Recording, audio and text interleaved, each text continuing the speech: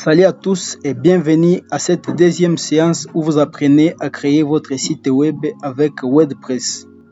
Les premiers jours, on a vu les notions nécessaires pour notre formation sur WordPress, mais aussi on a vu les outils qu'il nous faut pour créer notre site web avec WordPress. On a procédé à l'installation de ces outils-là où vous avez appris à installer XAMPP comme serveur local.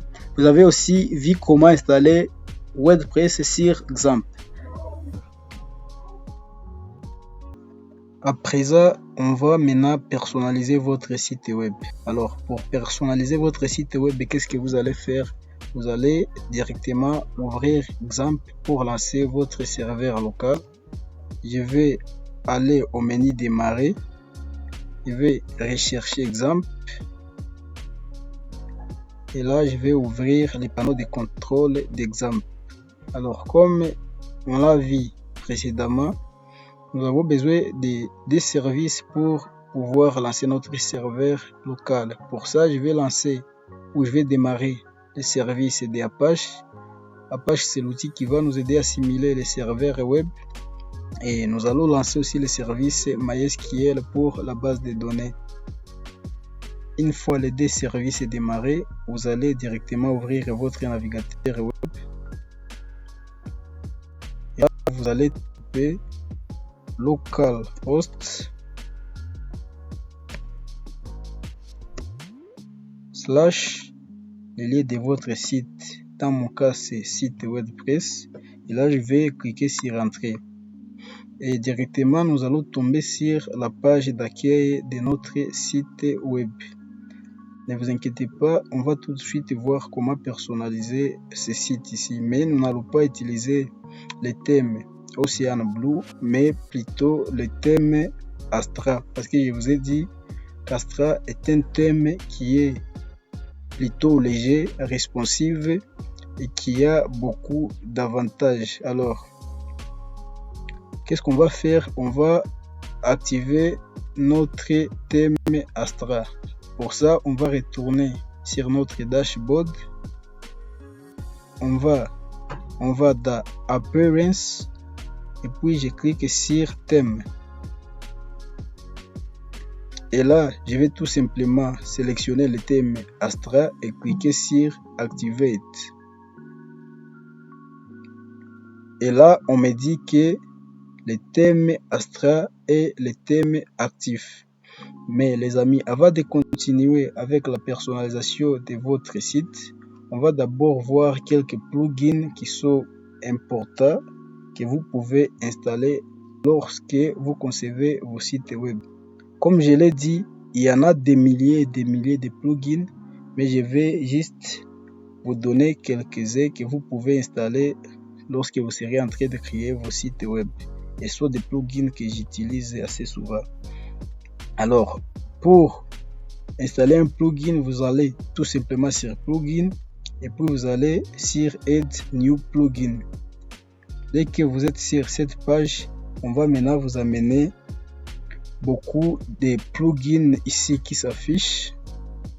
Alors, le premier plugin qu'on va installer, c'est Akismet. Et là, on peut voir que Akismet est déjà ici sur la page d'accueil. Pour l'activer, vous allez cliquer tout justement sur Activer parce que Akismet est déjà installé. Donc, il ne reste plus que l'activation. Vous cliquez sur Activate.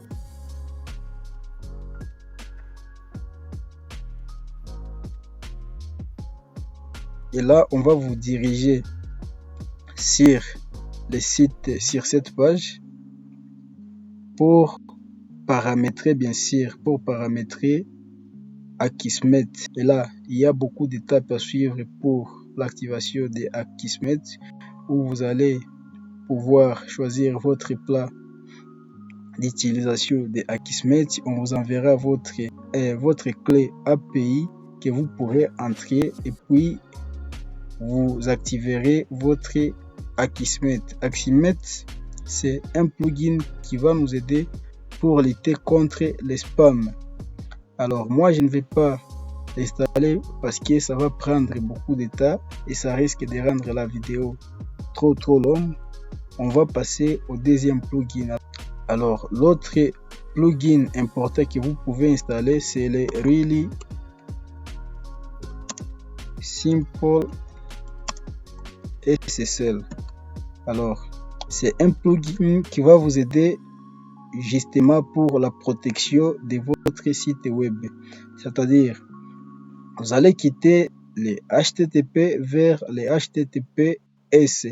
Et surtout, si vous avez déjà remarqué, les sites qui sont en HTTPS sont des sites qui ouvrent sans problème dans les navigateurs. Mais essayez d'entrer un site qui a seulement HTTP. Vous verrez bien, on va vous avertir que le site n'est pas sécurisé. Et cela, c'est tout simplement parce qu'ils n'ont pas un certificat SSL. Alors, pour ça, vous n'avez pas à vous inquiéter parce que lorsque vous payez votre nom de domaine, par exemple chez ODSwitch, on vous offre un certificat SSL que vous pourrez utiliser sur votre site web. Alors, nous, on ne va pas installer les plugins, on va directement passer au plugin suivant et c'est les classiques Editor. Alors, ça, ce n'est qu'un éditeur de texte parce que on verra bien que les utilisateurs, on l'installe pourquoi? Parce que plusieurs utilisateurs de WordPress ne préfèrent plus utiliser l'éditeur qui est dans l'actuelle version de WordPress et préfèrent plutôt se contenter de l'ancien éditeur de texte qui est le Classic Editor. C'est pourquoi ce plugin est aussi important. Alors les gars, n'hésitez pas surtout d'installer cet éditeur. On va passer au plugin suivant qui est le Yoast SEO. Alors, que va faire ce plugin Yoast SEO? C'est un plugin qui va vous aider pour les référencements dans les moteurs de recherche, bien sûr. Je vous ai expliqué comment se passent les référencements. Alors, ce plugin est très important pour vous aider à vous aligner dans les moteurs de recherche. Un autre plugin que vous pouvez installer, c'est le Updraft Plus WordPress. Alors, que va faire ce plugin? C'est tout simplement un plugin qui va vous aider à sauvegarder ou à faire le backup de tout ce que vous serez en train de faire sur WordPress. Il peut arriver un moment que vous perdez votre WordPress, mais si vous aviez déjà installé votre plugin Updraft Plus, vous allez l'installer et le paramétrer.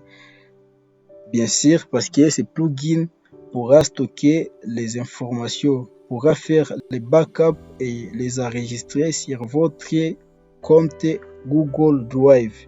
Alors, si vous êtes intéressé par ce plugin, vous allez tout simplement cliquer sur Install et suivre les instructions jusqu'à la fin. Mais nous, on ne va pas installer ce plugin non plus. On va passer au plugin suivant qui est le WP Vivid. Alors, que fera ce plugin? Ce plugin est tellement très important parce que c'est ce plugin qui va vous permettre à migrer votre site web. Parce que là, nous sommes en train de travailler en local. Il peut arriver que vous avez fini la conception de votre site web et que vous voulez maintenant l'héberger sur un serveur en ligne. Ce plugin va vous servir pour faire les backups de tout ce que vous avez déjà fait sur WordPress, de les télécharger, ensuite les installer sur un serveur de votre choix. Comprenez les amis, donc retenez que ce plugin est assez important pour la migration de votre site web. Alors je pense que j'ai fini avec la liste des plugins que je vous ai préparé. On va passer à la personnalisation de notre site WordPress. Pour ça, je vais cliquer sur mon site WordPress. Une fois sur votre site, si vous vous rendez compte que votre site ne ressemble pas à celui-ci, ne vous inquiétez pas. C'est tout simplement parce que moi, j'ai cliqué sur Customize ou Personnaliser et j'ai dit enregistrer les modifications. Donc, il n'y a pas d'inquiétude à vous faire. Lorsque vous allez cliquer sur Customize, votre site va apparaître aussi de cette façon. Ne vous inquiétez pas. Cliquez sur Customize ou Personnaliser et là, vous verrez que votre site va s'afficher de cette façon. Nous avons un menu ici à gauche avec beaucoup d'options, les options de personnalisation bien sûr. Et ici à droite, nous avons les views de notre site. Vous pouvez voir à quoi ressemblera votre site. Comme on peut le voir, le site a un menu ici. Nous avons le logo d'Astra ici. Nous avons aussi les réseaux sociaux, les informations concernant les réseaux sociaux ici. Nous avons les body de notre site WordPress. Nous avons ici les body. Nous avons les services. Nous avons à propos. Nous avons la section concernant les témoignages. Nous avons la section pourquoi nous choisir. Et nous avons aussi la section d'appel à l'action. Et enfin, nous avons un footer. Et les amis, à chaque fois que vous allez cliquer sur un menu, vous allez voir, on va vous diriger directement sur les contenus de ces menus-là. Vous voyez, quand je clique sur service, on me dirige directement sur service. Même chose, si je clique sur à propos, on va me diriger directement sur à propos. Si je clique sur les menus contact, on va me diriger directement sur la section concernant les contacts. Alors, les amis, nous, ce qu'on va faire, on va nous intéresser plutôt aux options de personnalisation. Alors, on va y aller doucement. On va essayer de comprendre chaque option. Comme ça, vous pourrez personnaliser ce site de la façon que vous voudrez. Alors, les amis, nous, on va plutôt s'intéresser aux différentes options de personnalisation. On va y aller un à un pour voir comment est-ce qu'on pourra se servir de ces outils. Alors là, qu'est-ce qu'il y a? On voit déjà le nom de mon site. Tout en haut, on voit le nom de mon site. Et là, on m'affiche que le thème qui est actif, c'est le thème Astra. Vous pouvez le changer si vous voulez en cliquant sur Change. Alors là, il y a More Options Available in Astra Pro. Cela veut tout simplement dire qu'il y a une autre version d'Astra qui est une version professionnelle, une version payante qui a beaucoup plus d'options que ce que nous avons ici présentement.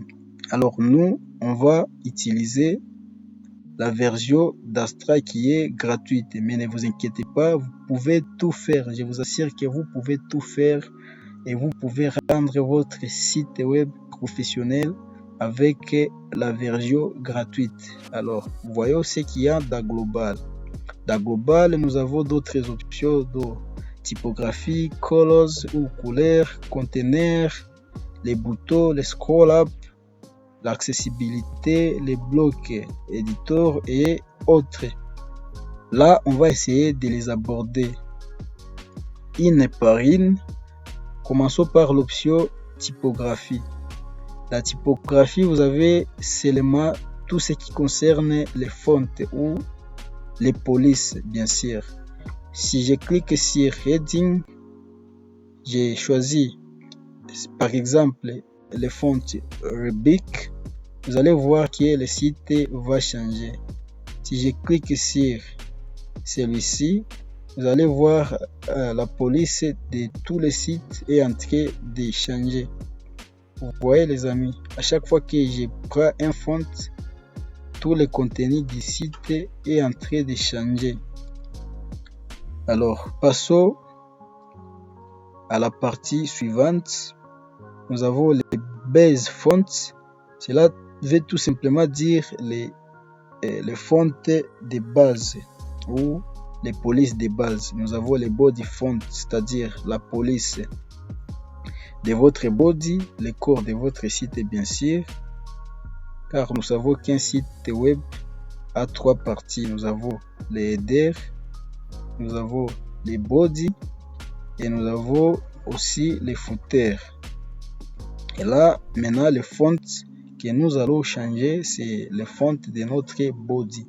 En cliquant ici sur le bouton modifier, on voit que le font qui est par défaut, c'est les fonts inter. Si on choisit un autre font, par exemple Irish Grove, vous allez voir que le contenu de votre site vient de prendre un autre font. Alors nous, ce qui nous intéresse, c'est justement comprendre comment utiliser ces options. Donc je vais laisser les fonts qu'il y avait par défaut.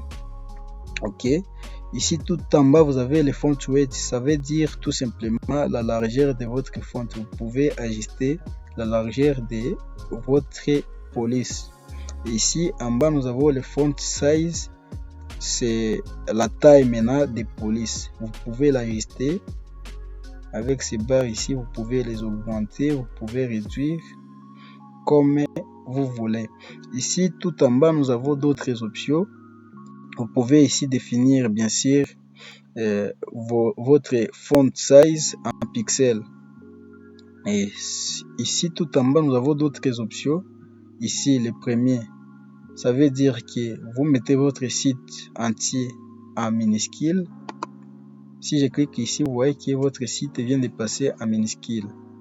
Ici, ça veut dire que vous capitalisez les lettres de votre site. Cela veut tout simplement dire que la première lettre de chaque mot va passer en majuscule. Quand je clique là-bas, vous allez voir que toutes les lettres qui commencent les mots sont passées en majuscule. Ici, c'est les majuscules totalement. Donc, vous mettez votre site en majuscule. Mais c'est quand même trop moche. Je ne vous conseille pas de le faire. Mais nous, ce qui nous intéresse pour l'instant, c'est comprendre comment ça marche. Donc, je vais remettre les réglages par défaut. Je vais désactiver les majuscules.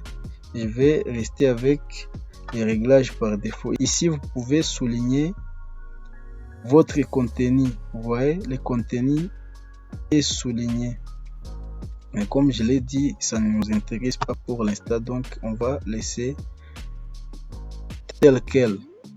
Ensuite, vous allez passer aux fontes de vos headings. Les headings, c'est tout simplement les titres.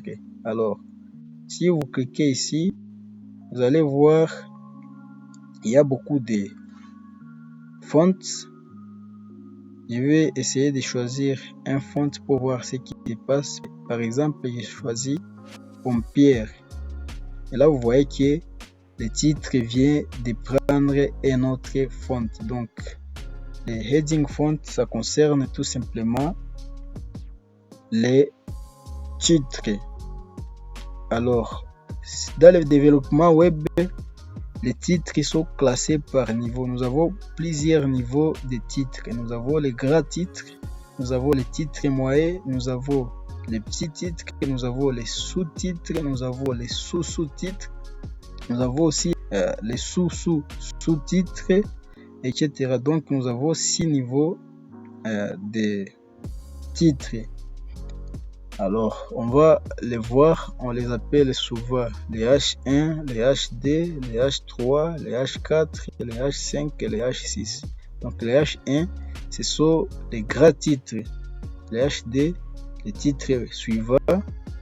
les H3, les titres suivants, ainsi de suite. Alors, si nous voulons modifier les fontes de nos grands titres, je vais choisir un autre font, par exemple Verdana. Et là, on va voir que les grands titres viennent de prendre un autre font. Mais ce qui nous intéresse pour l'instant, c'est comprendre seulement comment ça marche. Vous voyez aussi dans le site, il y a des titres de niveau D. Bien sûr, il y en a. Donc ici, on va modifier et choisir un autre font pour nos titres de niveau D. On va choisir Verdana ou Time New Roman. Et là, on voit que Our Service vient de prendre un autre font. Alors, vous voyez aussi, il y a des titres de niveau 3. On va prendre un autre font, par exemple Arial.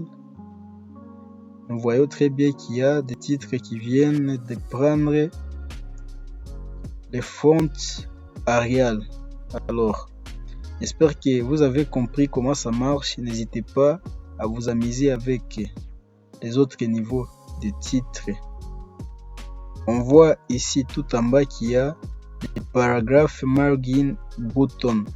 Cela veut tout simplement dire l'espace du bas de votre paragraphe ou de vos paragraphes. Alors si vous l'ajustez, vous allez voir qu'il va s'ajouter de l'espace en dessous de chaque paragraphe. Alors nous, on va laisser tel quel. Et je pense on a fini avec la typographie. On va passer à une autre option qui est les couleurs. Alors l'option couleurs, on va cliquer sur cette option et cette option va seulement concerner les couleurs à utiliser sur votre site, c'est-à-dire les couleurs d'arrière-plan, les couleurs de texte, les couleurs des boutons, les couleurs des bordures, les couleurs des titres, etc. Alors, vous voyez, il y a le style 1 qui est le style par défaut. Si on clique sur le style 2, vous allez voir que le site va prendre une autre apparence. Voyez, on va cliquer sur le style 2 et vous voyez bien que le site vient de prendre une autre apparence. Le style 3 également, le site va prendre une autre apparence. Alors, on va continuer à explorer les autres options. Vous voyez ici, nous avons theme color. C'est justement la couleur des thèmes. Là, nous voyons la couleur d'AXA, la couleur des liens, la couleur de vos headings, vos titres, la couleur de votre body, c'est-à-dire la couleur du texte de votre body, la couleur des bordures, etc. On va essayer de changer la couleur de vos titres. Vous allez essayer vous-même pour les autres. Moi, je vais essayer de changer la couleur de mes titres pour voir ce qui se passe. Alors, je vais choisir la couleur rouge pour mes headings. Et là, si je descends, on va voir que mes titres ont déjà pris la couleur rouge. Alors, pour les body text, c'est la même chose. Vous venez, vous cliquez, vous choisissez une couleur, par exemple le jaune, et vous verrez bien que le texte de votre body va prendre la couleur jaune. Alors nous, on va laisser par défaut. Parce qu'on a déjà compris comment ça marche, on va laisser par défaut. On va descendre un peu en bas. On va voir les site background. Et cette option va concerner maintenant l'arrière-plan de votre site. C'est-à-dire, vous pouvez changer la couleur de l'arrière-plan de votre site. Vous pouvez aussi changer le contenu de votre background. Alors, par exemple, si on choisit la couleur rouge et que pour notre contenu,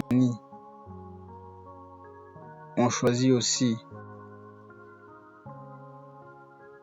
la couleur rouge, on va voir que notre background vient de devenir tout rouge et je vous assure que c'est moche. Alors, voyons si on veut mettre une image en background. Je clique sur Site Background et là je vais sur Image et je vais sur Select Background Image et là ma librairie d'images va se charger. On voit bien que moi j'ai déjà une image ici, je peux donc la sélectionner.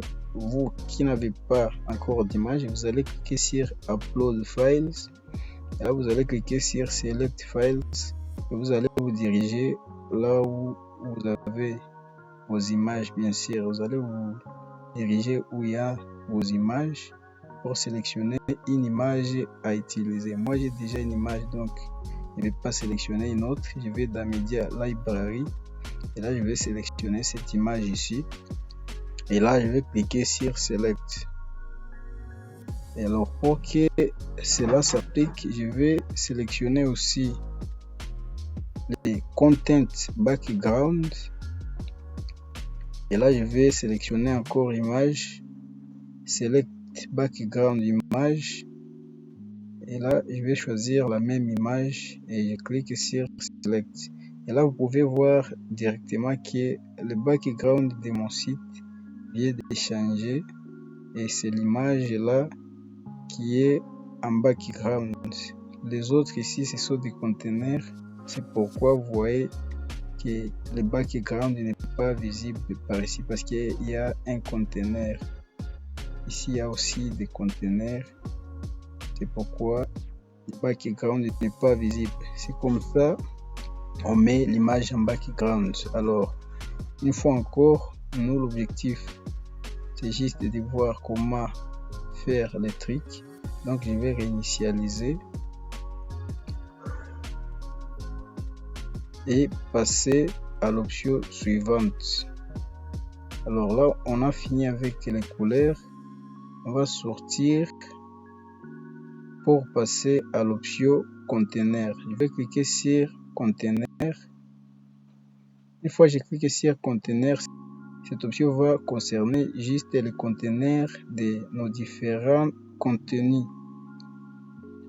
Alors il y a le format par défaut qui est normal, mais on peut aussi sélectionner un autre format, par exemple celui-ci. Ça va centrer votre site. Et l'autre ici, ça va plutôt enlever les espaces qui sont ici dans les deux côtés.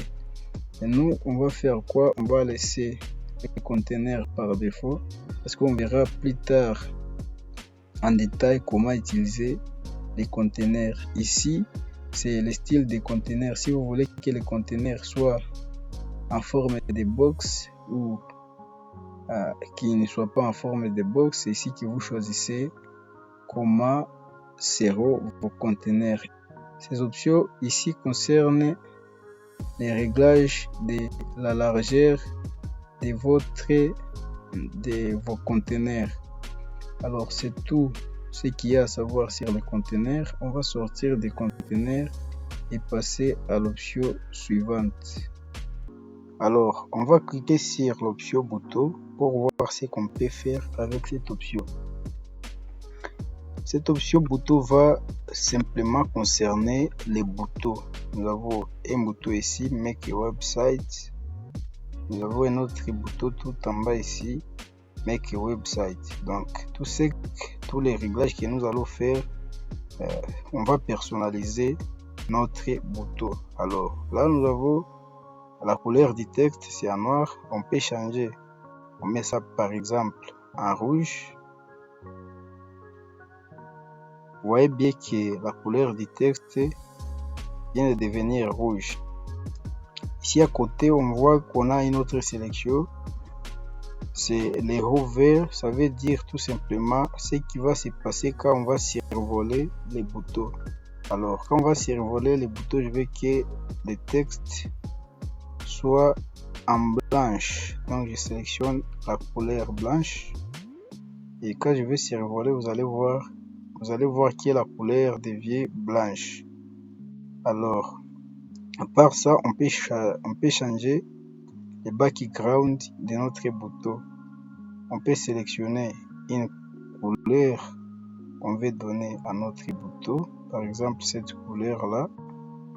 Vous voyez bien que la couleur vient de changer. On peut sélectionner aussi la couleur du bouton au survol. Quand on va survoler les boutons, je veux que les boutons puissent devenir bleu. Alors, je vais mettre la couleur bleue. Là, quand on va survoler, on va voir que le bouton est en train de devenir bleu.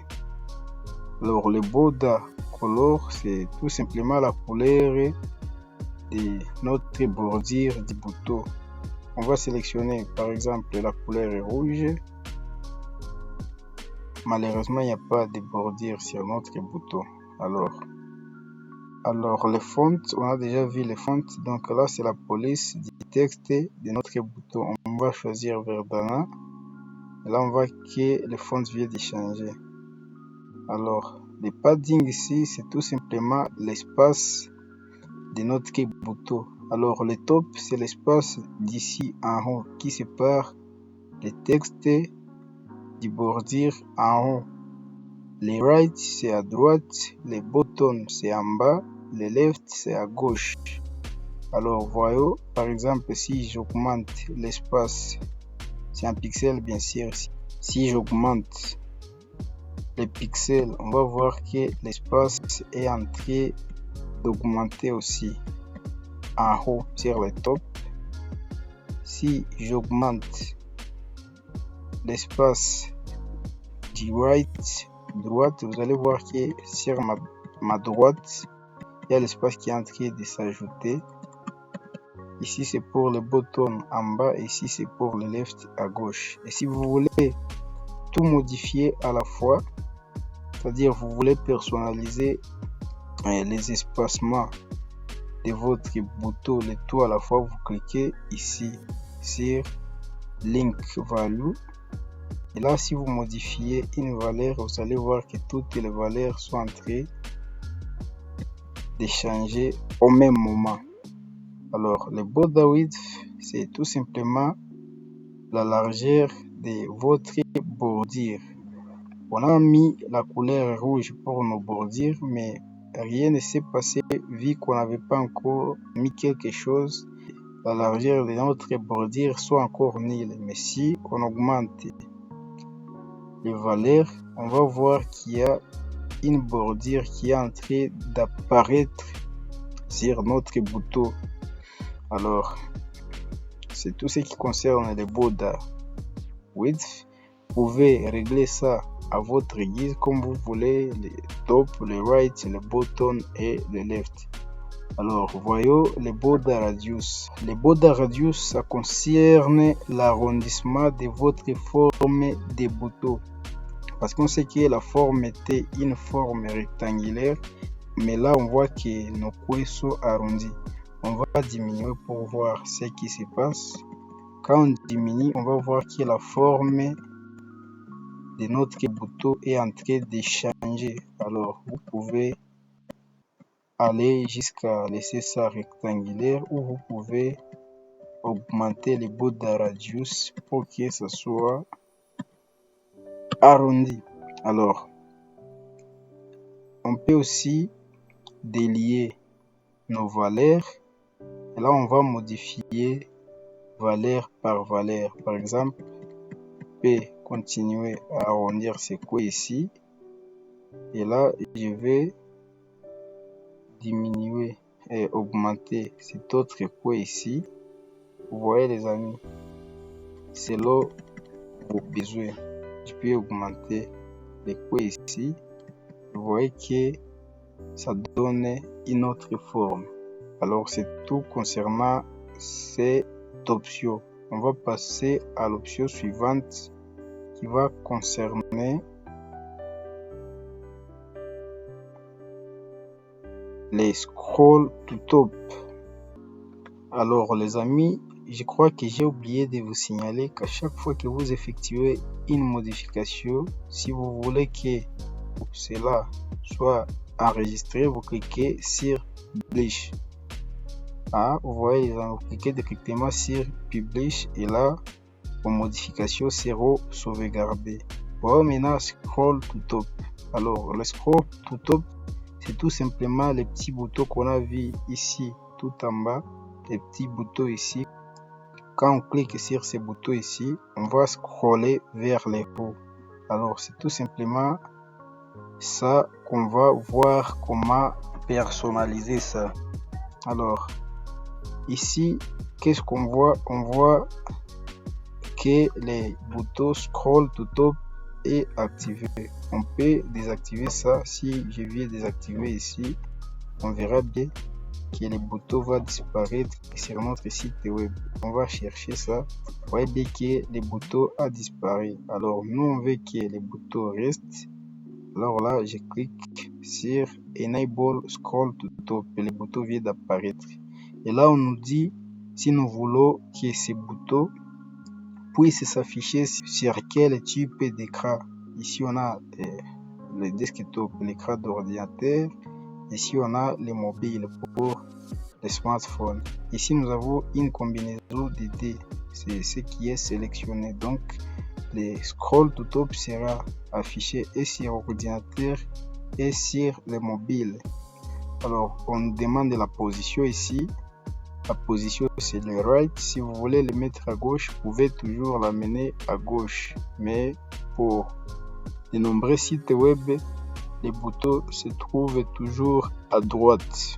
Ici en bas, vous avez la possibilité d'augmenter la taille ou de réduire sa taille. Ça va?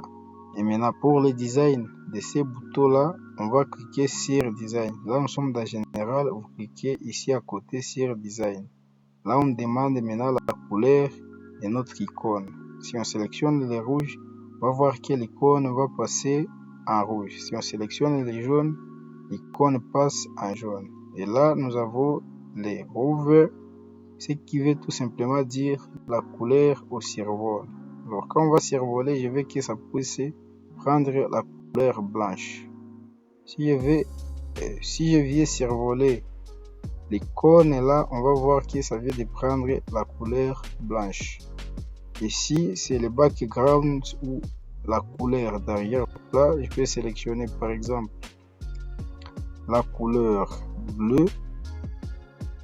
C'est bleu ici.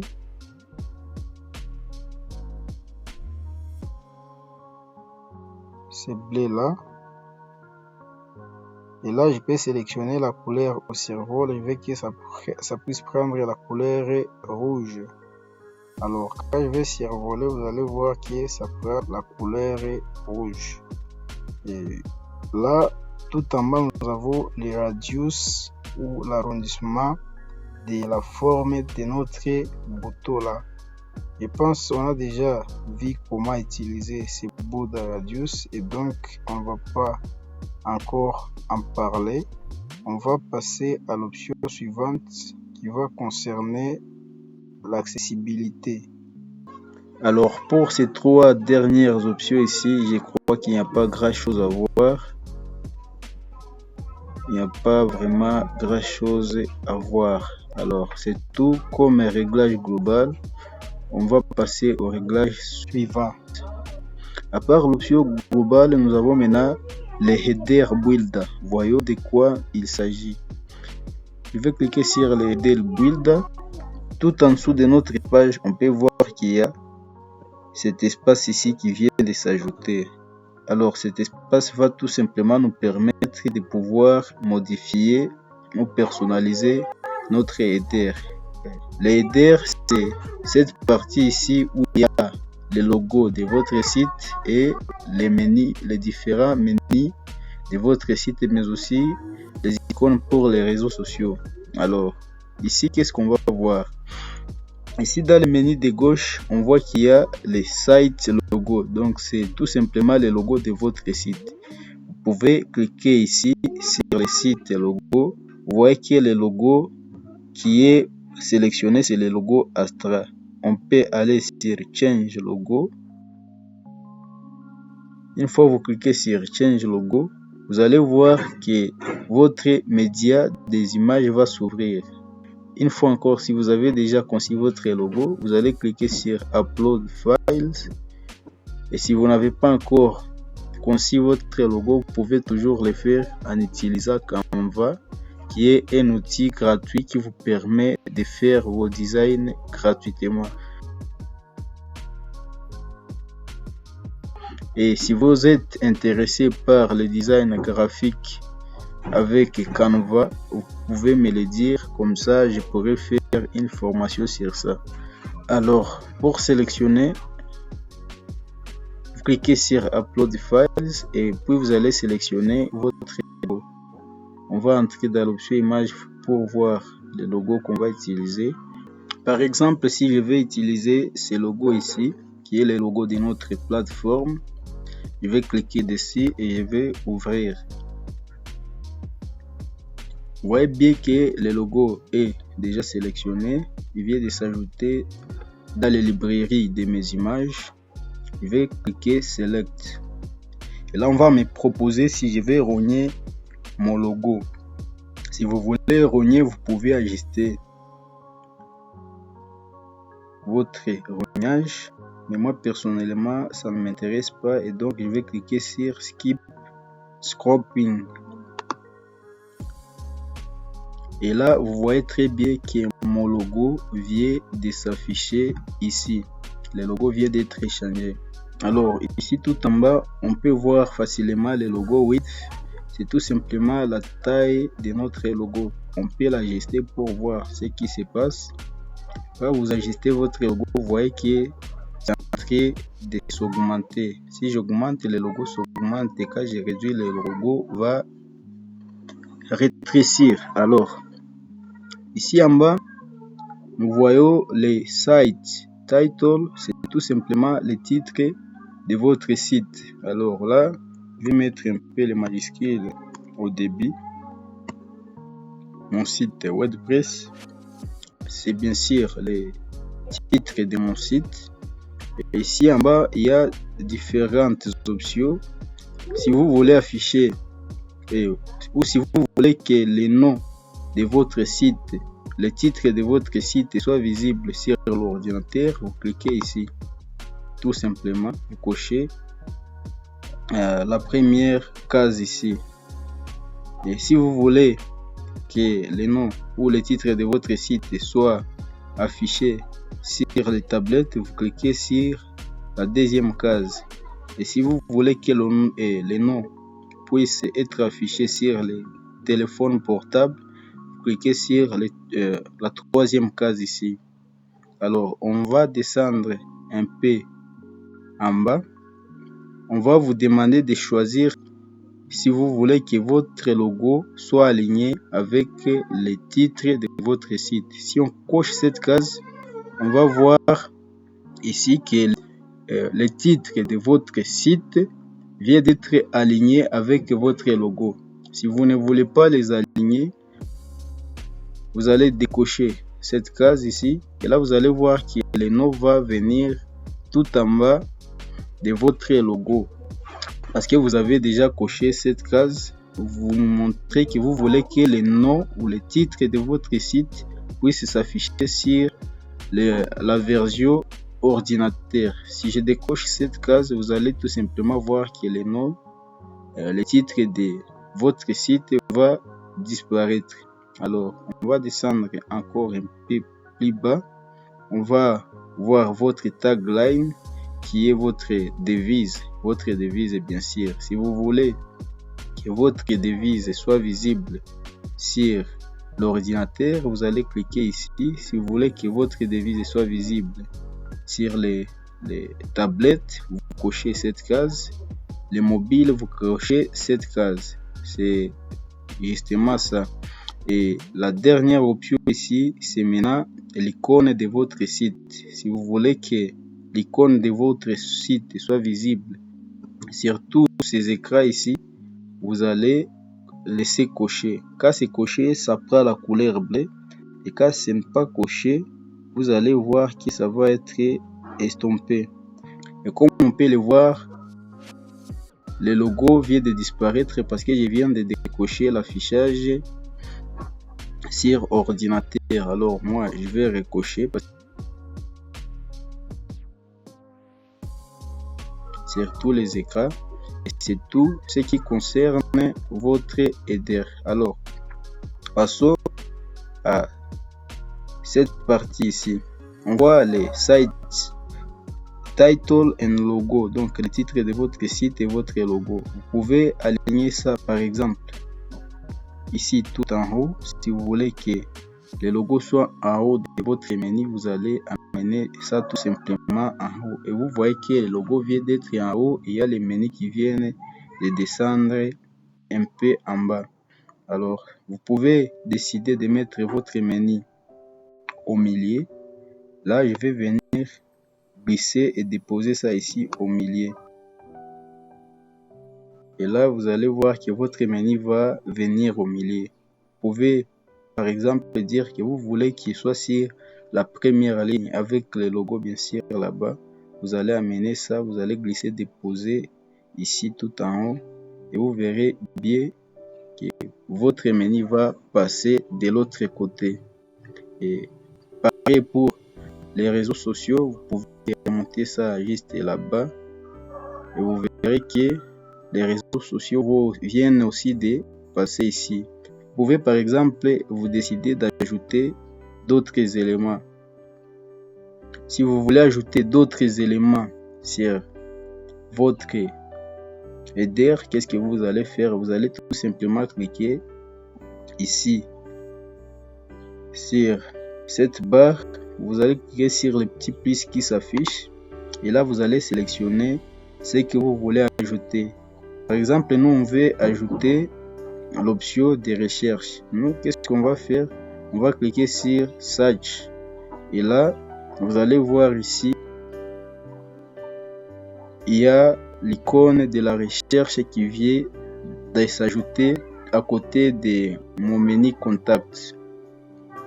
Et si vous voulez effacer un élément de votre header, vous pouvez tout simplement fermer cet élément là en cliquant sur le la petite croix. Et là vous voyez bien que les icônes pour les réseaux sociaux viennent de disparaître. Je peux dire j'amène le search menu ici de ce côté. Ensuite je passe le primary menu de ce côté pour que ça soit un peu joli. Et là, qu'est-ce que je viens de faire? Oh là là, je viens de passer le primary menu à droite du search menu. Vous pouvez faire comme ça. Et là, c'est très bien. Vous voyez que le search bar vient d'être de l'autre côté. Alors, vous pouvez par exemple vous dire que vous voulez ajouter des icônes pour les réseaux sociaux ici au milieu. Alors vous allez cliquer ici sur les plus et là vous allez chercher dans ces options ici ce que vous voulez ajouter. On verra plus tard comment ajouter les widgets, mais là ce qui nous intéresse c'est les social. Je vais cliquer ici sur social et là vous allez voir que nos icônes des réseaux sociaux viennent d'apparaître. Alors là ça vient de perturber un peu. Alors là, qu'est-ce que je vais faire? Je vais tout simplement faire descendre les sites title and logo sur la barre du milieu. Le primary menu ici en bas, mais aussi le search bar, je vais l'amener en bas et je vais mettre les icônes pour les réseaux sociaux ici à droite. Et là, vous voyez que ça vient de faire quelque chose de beau. Alors, pour enregistrer vos modifications, vous allez cliquer tout simplement sur Publish. Et là, vos modifications seront sauvegardées. Alors, ici, dans le menu de gauche, on nous affiche tous les éléments que nous avons dans notre header. Je crois qu'on a fini avec les éléments de notre header. On va passer à l'option design ici à côté. Et là, on va voir qu'on nous demande si nous voulons que le contenu de notre header puisse occuper la largeur entière. Ici, full width, c'est la largeur entière. Ou si nous voulons que ça puisse prendre juste la largeur du contenu. Si on sélectionne le full width, vous allez voir que c'est en train de changer. Là, ça occupe le full width et là, c'est la largeur du contenu. Une fois encore, ici en dessous, vous pouvez décider d'ajouter les espaces, par exemple, en haut de votre header. Je vais ajouter, vous allez voir, et là, c'est justement parce que ils sont tous liés. Je vais délier ici. Je vais ajouter en haut, l'espace en haut. Vous allez voir qu'il y a l'espace qui est en train de s'ajouter en haut de mon header. De la même façon, si je vais ajouter l'espace tout en bas, je vais cliquer sur button et je vais augmenter l'espace. Ah oh là là, ils sont encore liés. Je vais délier d'abord le tout. Et là, je vais cliquer sur le bouton. Je vais ajouter l'espace sur le bouton. Vous voyez bien qu'il y a l'espace qui est en train de s'ajouter en dessous de notre barre. Alors moi, je vais ramener les valeurs à 0. Et c'est tout ce que vous pouvez faire sur votre version gratuite d'Astra. Et si vous voulez accéder à ces autres options ici, les sticky header, divide element, language switch element, toggle button element, toutes ces options sont disponibles sur la version pro d'Astra. Alors, on a fini avec le header build. On va retourner en arrière pour passer à l'option suivante qui est le breadcrumb. Alors, par là, des breadcrumbs, c'est tout simplement les fils d'Ariane en français. Alors, à quoi sert le fil d'Ariane? Le fil d'Ariane, c'est tout simplement un élément qui vous aide dans votre navigation, qui va aider l'utilisateur dans sa navigation. Ça va tout simplement créer les schémas de tout ce que l'utilisateur a déjà fait sur votre site web. Si là, cliquez sur différents liens, on va afficher la succession de ces liens-là auxquels l'utilisateur a déjà cliqué. Si on choisit d'afficher le fil d'Arial, par exemple, après le titre, vous allez voir ici, tout au-dessus de votre header, il y a le fil d'Ariane qui vient d'apparaître. S'il y a d'autres liens auxquels vous pouvez cliquer, vous verrez bien que ça va s'afficher sur la fil d'Ariane. Alors malheureusement, il n'y a pas de lien auquel on peut cliquer pour voir ce qu'on a fait. Mais c'est à ça que sert la file d'Ariane. Alors, c'est assez important pour le référencement dans les moteurs de recherche, pour les SEO friendly. Alors ici, il y a d'autres options que vous pouvez cocher. Et vous voulez que les fils d'Ariane puissent apparaître sur la page d'accueil, sur les pages de blog, de search, sur les archives et tout comme ça. Vous cochez les options selon vos besoins. Alors nous, on n'a pas besoin du fil d'Ariane pour l'instant. Donc, on va cliquer sur No One. Ici, vous faites le design de votre fil d'Ariane. tout simplement. Alors, après les breadcrumbs, on va voir les blogs. Alors, cette option blog, ça concerne les pages où vous publiez vos articles.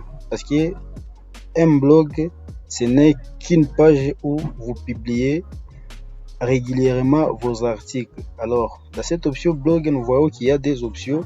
Il y a l'option blog / archive où vous voyez vos articles qui ont déjà été archivés. Nous avons aussi les single posts où vous publiez vos articles. Alors, passons en revue les blogs archives. Alors, les blogs archives, ici nous voyons qu'il y a beaucoup d'options de personnalisation. Malheureusement, on ne va pas pouvoir les voir car sur notre page ici, ce n'est pas une page de blog mais plutôt une page d'accueil et par conséquent une page statique. Alors, pour pouvoir comprendre comment fonctionnent les blogs, on va devoir créer une page blog. Alors pour ça, on va retourner en arrière. Je vais quitter les menus personnalisés et je vais retourner sur mon dashboard. Une fois sur mon dashboard, je vais me diriger sur l'option page et je vais cliquer sur Add New Page.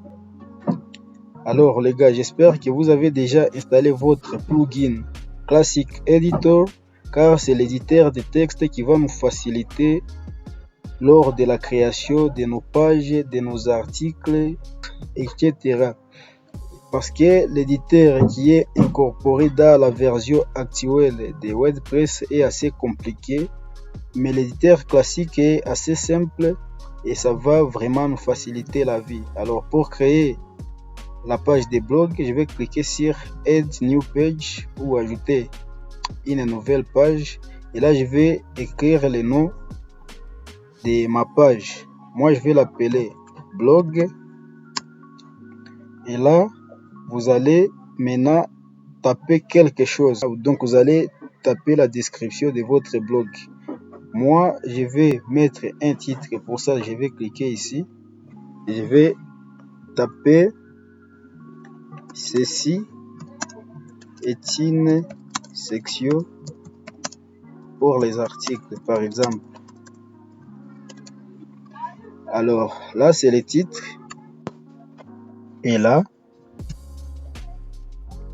je vais créer un paragraphe. Pour ça moi je vais coller le texte par défaut, le lorem ipsum.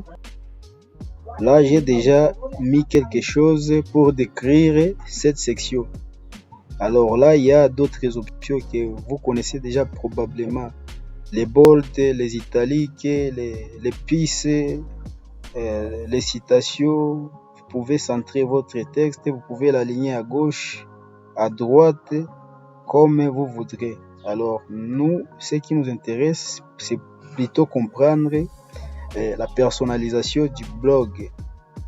Alors pour ça, ici sur les menus de droite, nous avons Publish, ce qui veut dire seulement publier. Si vous voulez publier votre blog. Et maintenant là, il y a Statut.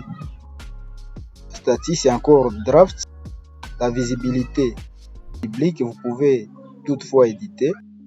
Et là, nous avons Publier immédiatement. Vous pouvez éditer et programmer de pouvoir publier votre blog, par exemple, à une date qui est ultérieure. Alors, on va toutefois passer en revue de ces quelques options ici. Vous voyez ici, sur Statut, vous pouvez, par exemple, rédiger quelque chose à mettre sur votre blog et vous allez décider de le laisser d'abord embryo pour que vous puissiez peut-être continuer à ajouter quelque chose plus tard. Et là, si on clique sur Draft, vous voyez que les statuts, vous pouvez les mettre en pending review ou seulement en attente. Mais nous, on va laisser ça en draft. Il y a la visibilité ici. Vous voulez que votre blog soit visible au public ou vous voulez qu'il soit visible par vous-même ou vous voulez qu'il soit protégé par un mot de passe. Alors nous, on va laisser comme tel. On va cliquer sur OK.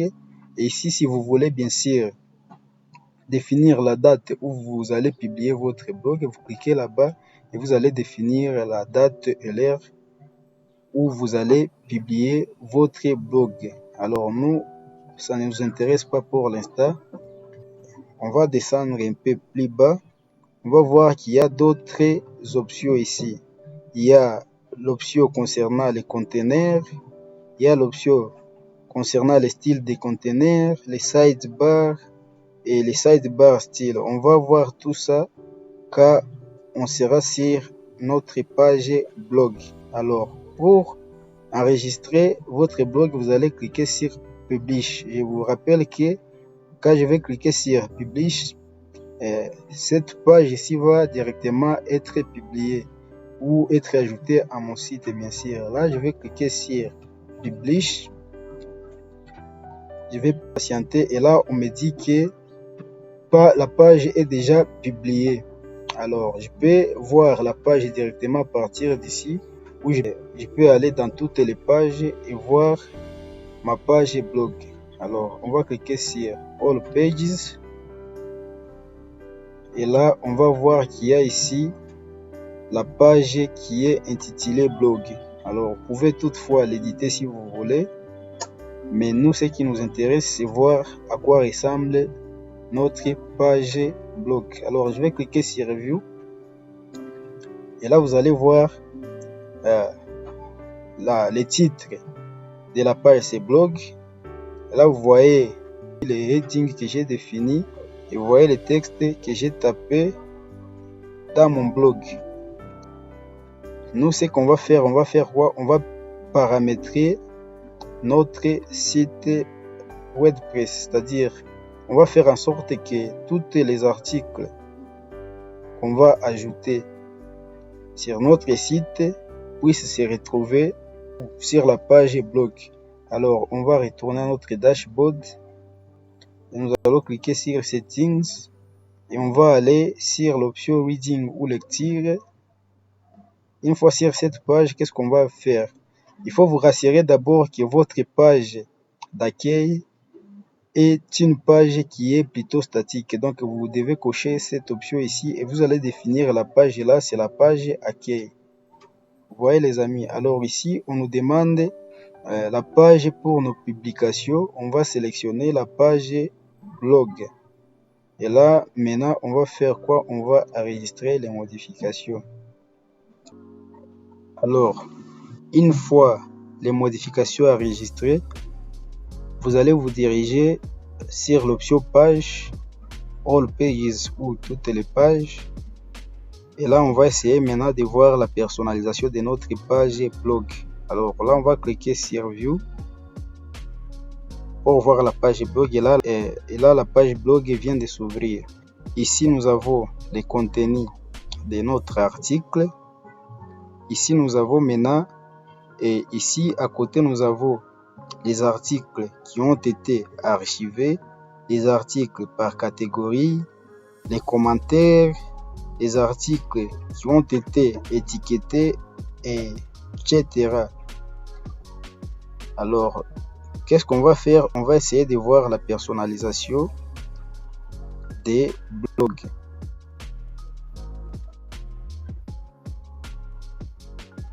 On va cliquer sur les menus blog. Et là, on va cliquer sur la première option qui concerne les blogs et archives. Alors, à ce niveau, vous pouvez choisir le style de votre conteneur. Par exemple, celui-ci. Vous allez voir qu'il y a cette partie qui va disparaître. Les sidebars va disparaître car vous avez choisi ce style ici. On va choisir normal. On va laisser apparaître notre sidebar.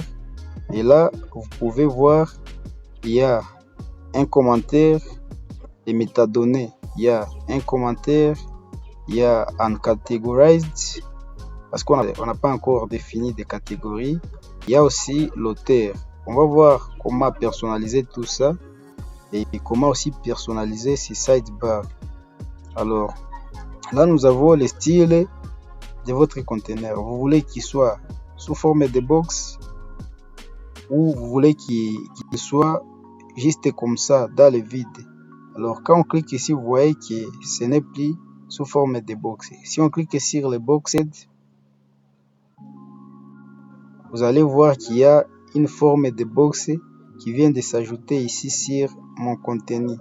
Si j'enlève ça, je clique sur Unboxed, vous allez voir que ça va changer. Vous voyez les amis. Alors un peu plus bas, on va voir qu'il y a les sidebar layouts. Alors on va d'abord mettre les conteneurs style dans les boxed.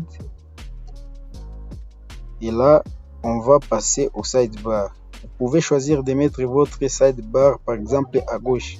Cliquez seulement ici et vous allez voir que votre sidebar va venir à gauche.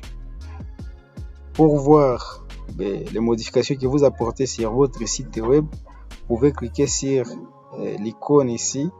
Vous allez voir que ça va cacher les menus de personnalisation et vous allez voir uniquement votre page. On va retourner ici, on va mettre notre sidebar à droite. On va définir le style de notre sidebar. Vous voulez que ça soit boxed sous forme de box ou vous voulez qu'il soit juste unboxed. Vous voyez, quand vous choisissez sous forme de box, tout le contenu de votre sidebar va venir sous forme de box. Et là, vous pouvez explorer par exemple les récents posts ou les articles récents. Vous cliquez sur Hello World, on va vous diriger directement sur les articles qui ont été récemment publiés. Alors WordPress va nous donner un exemple. Vous voyez, il y a un exemple ici, le contenu de votre blog. Et le contenu est toujours sous forme de box car c'est le style qu'on a choisi ici un peu plus haut. Alors nous, on va retourner en arrière pour passer à autre chose. Vous pouvez voir les commentaires qui ont été postés récemment sur votre blog, sur vos articles. Vous pouvez voir ce qui a été archivé en cliquant sur Archives. Les fichiers ont été archivés par date. On va voir les archives. Et là, vous allez voir, on va vous amener le post qui a été archivé, c'est encore vide. On va retourner en arrière pour explorer d'autres options. Alors, on continue avec notre personnalisation, blog, archive. Alors, tout en bas, après les styles, on va voir maintenant les posts que vous autorisez par page. Ici, on peut voir que nous sommes limités à 10 publications par page. Si vous voulez, vous pouvez augmenter ces chiffres, tout comme vous pouvez réduire. Vous pouvez autoriser moins de posts sur votre page. Un peu plus bas, nous avons la structure de nos articles. Alors ici, c'est si vous voulez voir les images de mise en avant, si vous avez ajouté bien sûr une image de mise en avant, vous pouvez choisir de voir l'image ou de ne pas voir l'image. Ici, vous choisissez de voir la catégorie de votre article ou vous pouvez juste enlever la catégorie. Vous allez voir le Uncategorized va disparaître ici sur notre publication car c'était la catégorie par défaut de WordPress. Alors nous, on va ramener ça. Ici, on voit qu'on peut aussi décider d'afficher le titre ou pas. Si on clique sur le titre, vous allez voir que le Hello World vient de disparaître. C'était le titre de notre article. Alors ici, vous pouvez choisir d'afficher les métadonnées. C'est ça, ce sont là les métadonnées. Alors si je cache les métadonnées, vous allez voir que tous les métadonnées vont disparaître. Vous avez vu, les métadonnées ont disparu, mais nous, on veut que les métadonnées restent là. On va donc activer cette option. Un peu plus bas, vous pouvez voir d'autres options. Vous pouvez afficher par exemple les tags de vos articles, c'est-à-dire les étiquettes de vos articles. Si on clique ici, Malheureusement, il n'y a pas d'étiquette sur notre article. Et vous pouvez activer l'option Read More ou Lire plus. Vous allez voir que ça va s'ajouter quelque part ici. Voilà, Read Post. Alors, s'il y a quelque chose dans Read Post, vous allez cliquer là-bas et vous pouvez déjà voir les contenus se trouvant sur Read More. Alors, un peu plus bas, vous avez maintenant les options concernant les métadonnées. Vous pouvez choisir d'afficher les commentaires ou de les masquer. Vous pouvez choisir d'afficher les catégories ou de les masquer, le nom de l'auteur, la date où la publication a été faite. On peut cliquer par exemple ici sur la date. Vous allez voir qu'il y a une date qui va apparaître sur ma publication ici. Alors, vous pouvez choisir aussi d'afficher les tags ou les étiquettes. Après ça, on va voir maintenant les designs. Dans les designs, vous choisissez les border radius de vos box car nous avons choisi les styles boxés. Là, nous avons les post title size ou les size de notre titre. Vous pouvez l'augmenter, vous voyez. Vous pouvez l'augmenter comme là. On peut augmenter la taille de nos métadonnées, les méta qui y a sur notre publication. Vous pouvez ajuster la taille de vos métadonnées. Et là, on peut ajuster la taille de notre fonte. Vous voyez? C'est tout ce qu'il y a à voir sur le design. Alors, on va retourner en arrière et passer au single post. Alors, pour le single post, vous allez vous rendre compte que c'est tout ce qu'on a vu dans les blogs archives, ce qui se trouve dans les single posts. Même chose pour les designs. Alors, c'est tout ce qu'il y a à voir sur les blogs. On va passer à l'option suivante qui va concerner les pages. Alors, pour ça, on va retourner sur notre page principale qui est les home ou l'accueil. On va retourner à l'accueil. Et là, on peut voir maintenant les options de personnalisation de vos pages. Une fois dans la page, vous allez voir qu'il y a les single page, comme cette page où nous sommes maintenant. Là, la page d'accueil, c'est un single page. Et là, vous pouvez voir les search page, la page de la recherche. Nous, on va voir les options de single page. Il y a aussi les styles, tout comme sur les blogs. Vous pouvez choisir le style de votre conteneur. Vous pouvez choisir d'ajouter les sidebars. Vous pouvez personnaliser le style de vos sidebars, etc. Alors, dans les designs, vous pouvez ajuster les padding qui est les padding sont les marges extérieures et les margins ce sont les marges intérieures. Alors, c'est tout ce qu'il y a à voir sur les pages. On a déjà vu comment créer une page. Pour cette page, c'est la même chose.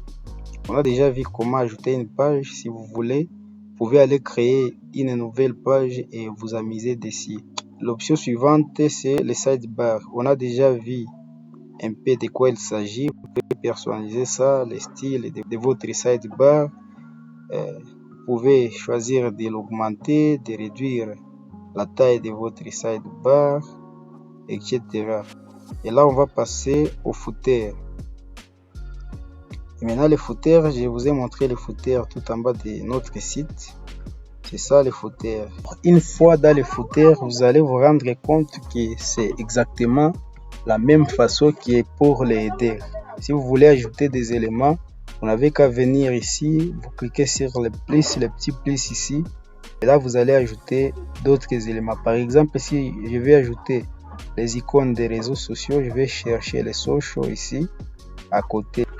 Quand je vais cliquer là-bas, vous allez voir qu'il y a les icônes des réseaux sociaux qui viennent d'apparaître ici. Vous pouvez par exemple souhaiter de personnaliser aussi ces éléments de votre footer. Et pour ça, vous pouvez juste venir cliquer sur l'élément que vous voulez personnaliser. Et là, vous allez voir que vous pouvez ajouter d'autres éléments si vous voulez. Par exemple, si je vais ajouter l'icône pour YouTube, je vais sélectionner YouTube. Voici YouTube. Je clique là-bas et je vais cliquer sur Add Social. Et là, vous allez voir qu'il y a YouTube qui vient de s'ajouter. Je peux par exemple ajouter GitHub. Je vais cliquer ici, je vais choisir GitHub. Et là, je vais cliquer sur Add Social Icon.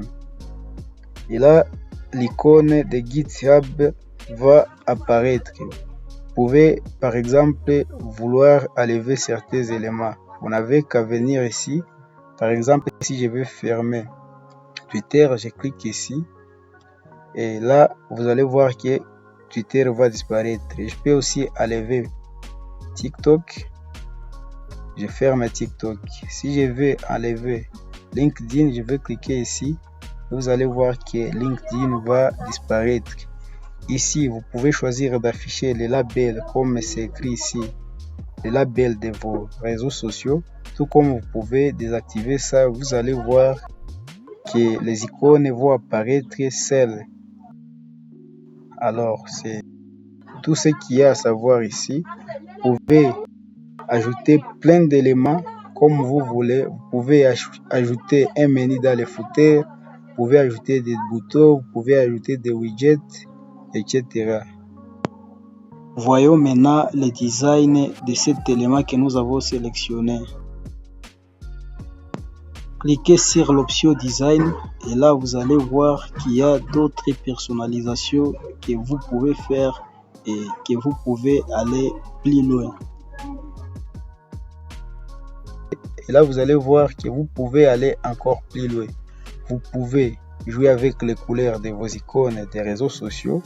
Par exemple, si je veux que mes icônes soient rouges, je vais cliquer sur la couleur rouge.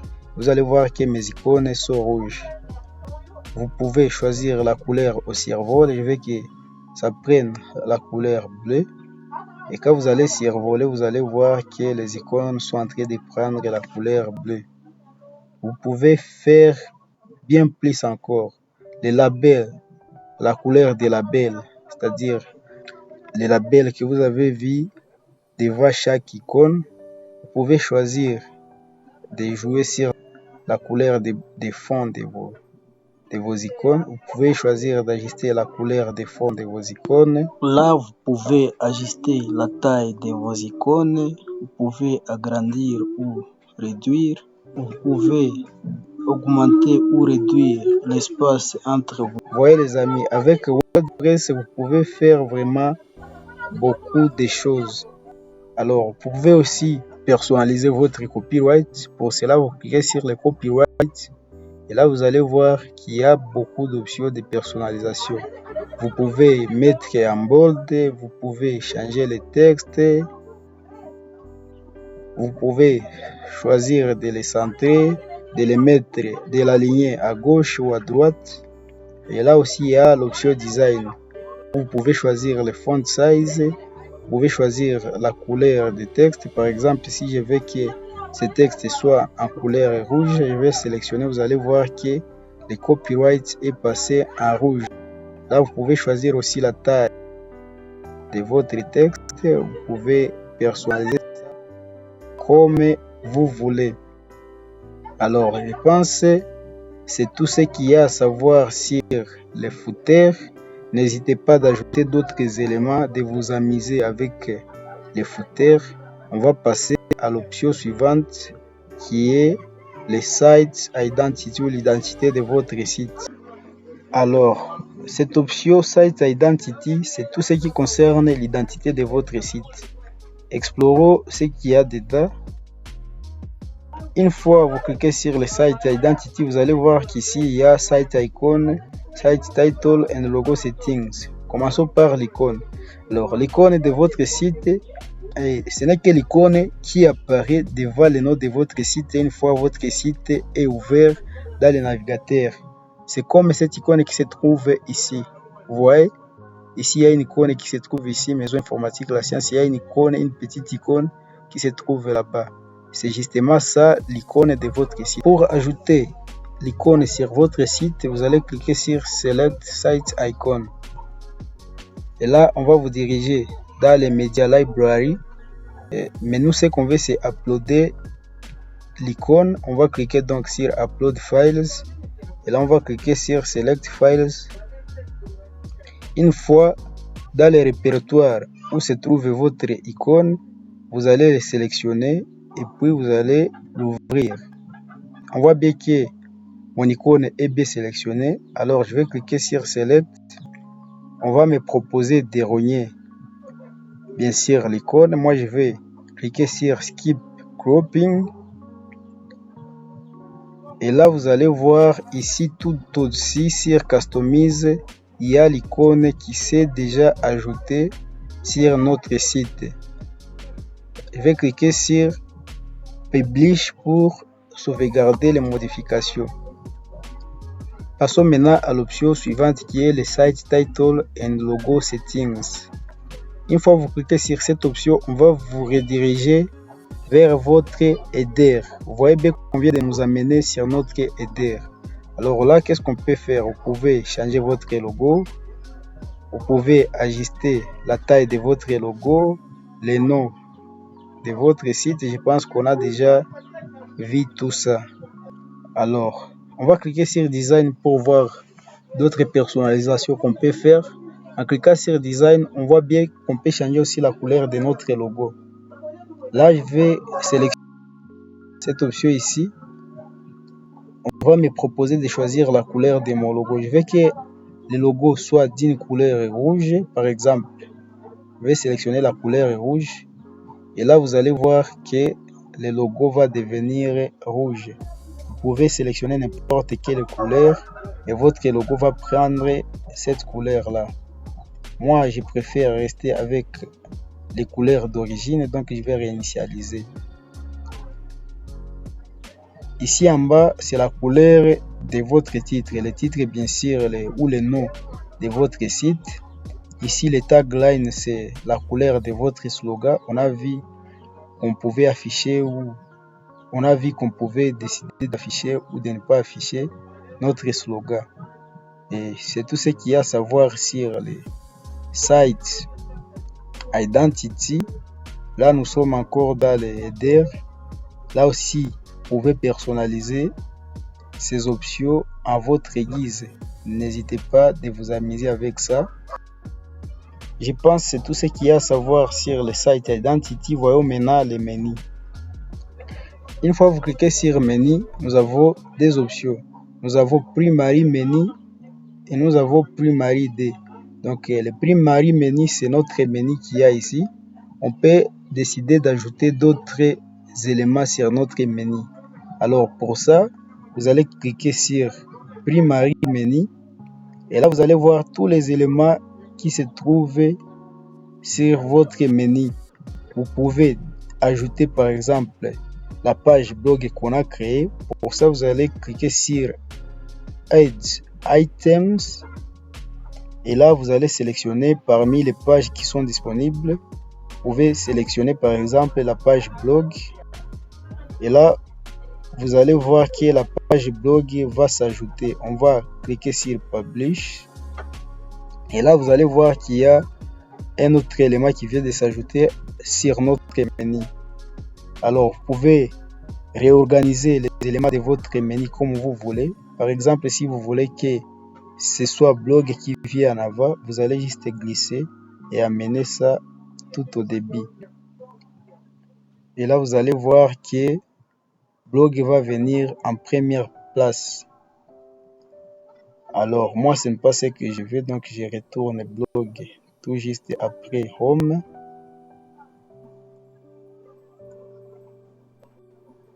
Vous pouvez ajouter tout ce que vous voulez les amis. Et là vous pouvez maintenant ajouter les liens qui conduisent à vos éléments. Et là maintenant vous pouvez définir. Si on clique par exemple sur l'élément blog, on voit bien qu'on peut faire d'autres modifications. Par exemple, on peut changer le nom ou le label de notre élément. On peut cocher cette case pour que lorsqu'on va cliquer sur cet élément, ça puisse s'ouvrir dans une autre fenêtre, etc. Alors, n'hésitez pas d'explorer les autres options disponibles. Pour ça, nous, on va retourner explorer d'autres options. Vous pouvez maintenant décider de créer votre propre menu. Pour ça, vous allez cliquer sur Create New Menu. Et là, vous allez mettre le nom de votre menu. Par exemple, menu principal.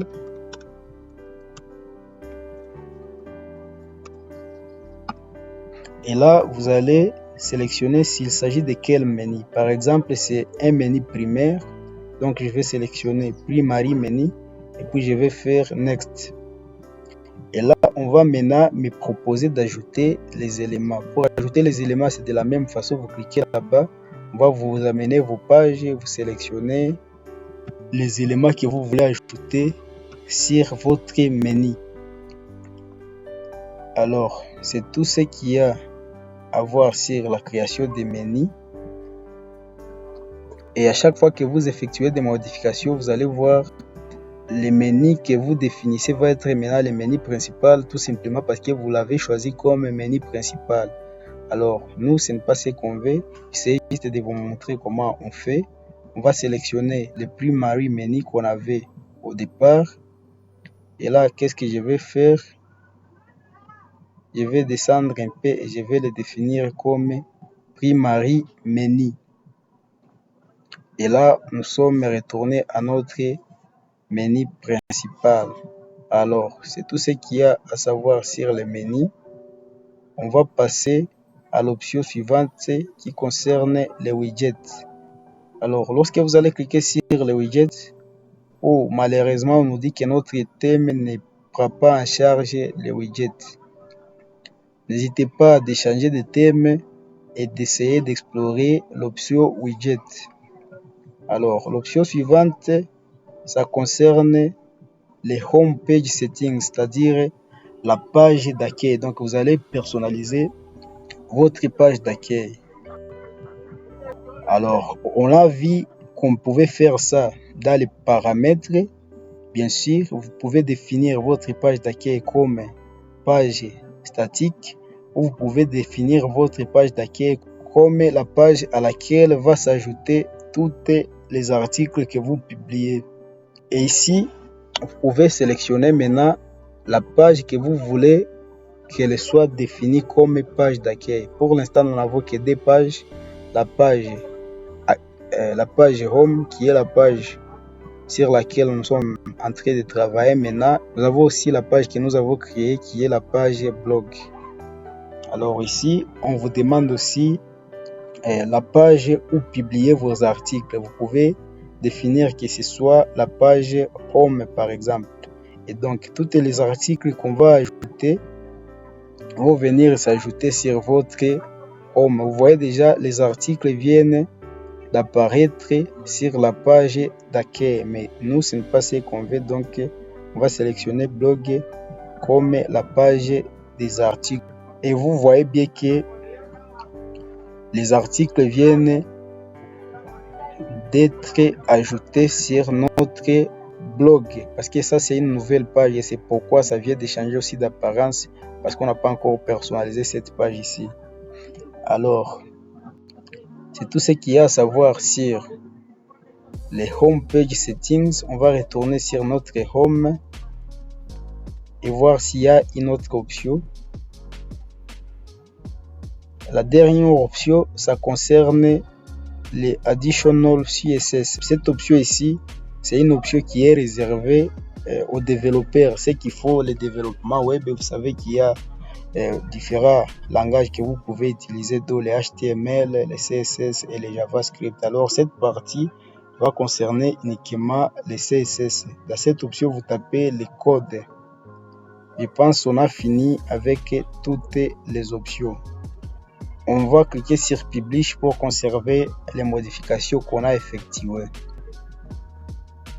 Et voilà, on a effectué nos modifications. Vous pouvez voir votre site en cliquant sur cette icône-là. Alors, je crois qu'on est à la fin de notre séance d'aujourd'hui. N'hésitez pas surtout à tout pratiquer. Alors les gars, l'objectif est d'appliquer les connaissances acquises aujourd'hui sur la personnalisation d'un site WordPress. en utilisant bien sûr l'option personnalisation ou customise. Alors, comme travail pratique, vous allez ajouter un logo à votre site, mais aussi une icône sur votre site. Vous allez aussi modifier les titres de votre site et son slogan. Vous allez me les afficher. Ensuite, vous allez personnaliser l'entête de votre site et les headers de votre site, mais aussi les footers de votre site. Bref, changez le design de ce site si possible. Soyez le plus créatif possible. Vous allez aussi me créer un menu de navigation et le définir comme menu principal. Et je veux que le menu que vous allez créer soit constitué des pages que vous allez créer vous-même. N'hésitez pas surtout de changer la couleur d'arrière-plan, la couleur des textes et la couleur des boutons. Une fois vous avez fini votre travail pratique, faites les captures d'écran des modifications que vous avez apportées et envoyez vos captures vers le lien Google Forms que j'ai partagé dans le groupe hier.